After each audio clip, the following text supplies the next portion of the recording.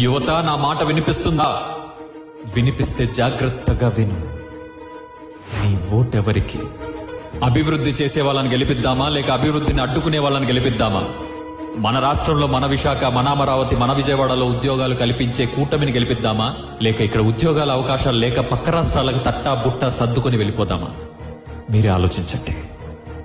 మొదటి సంతకం mega DSC పై అంటున్న కూటమి కావాలా, లేక జాబ్ క్యాలెండర్ పేరున దగా చేసిన పనికి మాలిన ప్రభుత్వం కావాలా?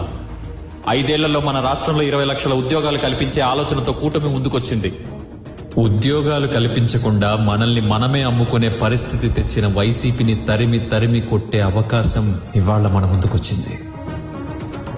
మన జీవితాలు మార్చే ఉద్యోగ అవకాశాలు ముఖ్యమా, లేక కులం మతం అనే భావం ముఖ్యమా? ఆలోచించి ఓటే. నీకే చెబుతున్నా యువత, నీ భవిష్యత్తు నీ చేతుల్లోనే ఉంది.